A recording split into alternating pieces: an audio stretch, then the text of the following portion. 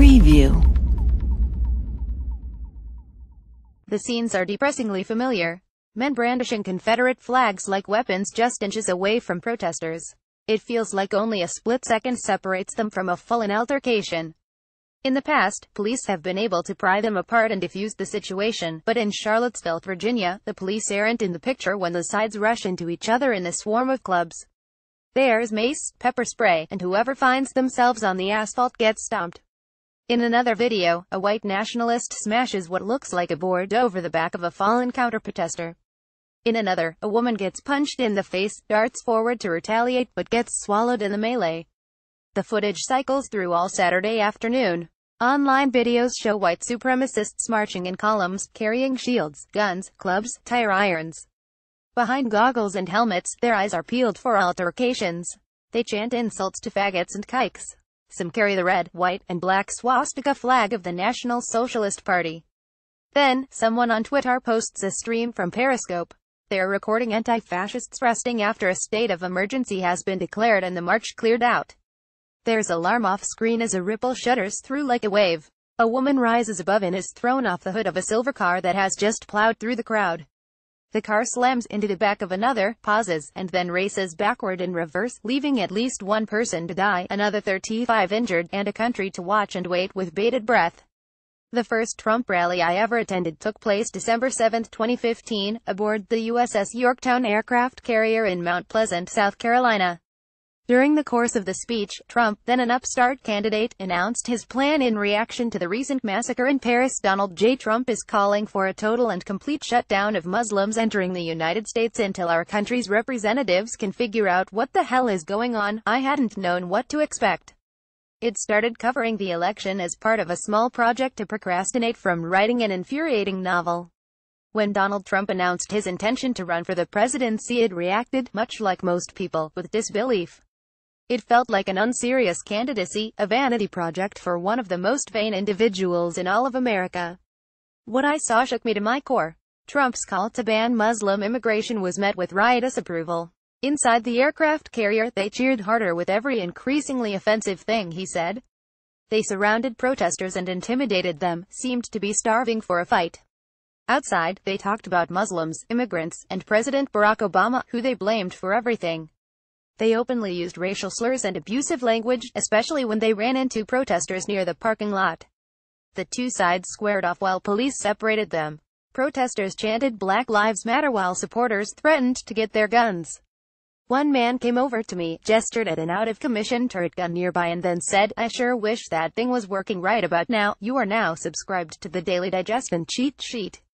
We will not share your email with anyone for any reason. My upcoming book, The People Are Going to Rise Like the Waters Upon Your Shore, a look at the 2016 election and the cultural factors that led us into this catastrophic mess.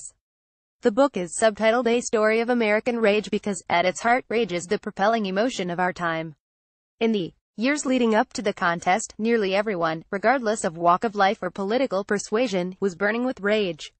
On the right, conservatives who had been fed a steady diet of propaganda for years that Barack Obama was a foreign-born despot were pissed that their representatives at didnt seemed to be taking the threat seriously. Liberals were still incensed at the system as a whole, a system that had favored big banks and corporations and led to a financial implosion. Working-class whites who had been hurt by that recession, and had suffered from the slow death of manufacturing in rural America, were pissed off too, and more than ready to have their worst racist instincts played like an instrument. Very young, very liberal voters who had been inspired by Barack Obama's oratory but disappointed by his governing were angry with a party that seemed to favor Democratic stalwart Hillary Clinton over independent Bernie Sanders. These groups, though wildly different, shared one opinion that would unite them in rage that something was very wrong in America and the system, and especially its establishment, would be unable or unwilling to fix it. Because their realities were so contrasting, they clashed against one another in the streets, where they battled over whose reality was more real, where they grinded against each other like tectonic plates rubbed raw on a tense fault line.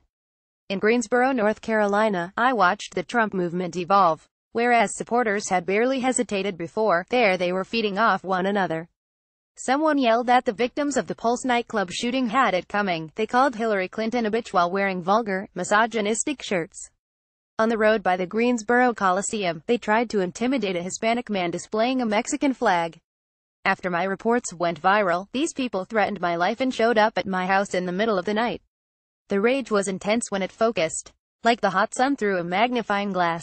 Members of the alt-right community and white supremacists trafficked in Nazi memes and talked openly about wanting to murder journalists like myself after Donald Trump had called us the scum of the earth and some of the most dishonest people alive. In Raleigh, they yelled that they wanted to see Clinton hang, that they wanted to shoot her for treason. In Jacksonville, they shoved Confederate flags in minorities' faces and begged them to fight. In Charlotte, they talked about murdering reporters and possibly overthrowing the government. It was a scene that played over and over. At the conventions, the debates, at the inauguration, where a riot broke out after a limo was set on fire and cops hurled flashbangs in the street. In person and on television, in conversations and online, a rage that had been hiding just below the surface of America for years had been let loose, and there seemed no real way to ever bottle it up again.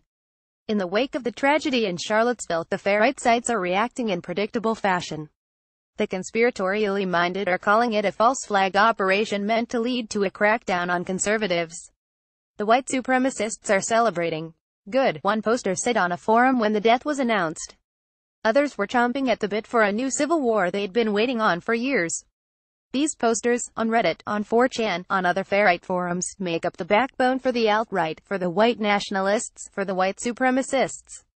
They discuss methods to attack opponents and debate and in combat. They fantasize about murdering people, hanging them from trees or dropping them out of helicopters like death squads in former dictatorship. They maintain that the time for discussion is over, that this conflict is only beginning. The violence we saw in Charlottesville, unfortunately, is just another incident in unabashed American rage. It's there since before there was an America, and it's reared its head over the years, leading to murder, rape, and other unspeakable crimes. In the past 2 years, we watched Donald Trump stoke that rage for his political benefit. He certainly didn't create it, but he sure as hell unleashed it. Today we saw that rage take someone's life. It's anyone's guess what damage it will wreak before we can contain it once more. Jared Yates Sexton is an author and political correspondent who currently serves as an associate professor of creative writing at Georgia Southern University. His work has appeared in the New York Times, The New Republic, Politico, and elsewhere. His book The People Are Going to Rise Like the Waters Upon Your Shore, A Story of American Rage, will be released by Counterpoint on August 15.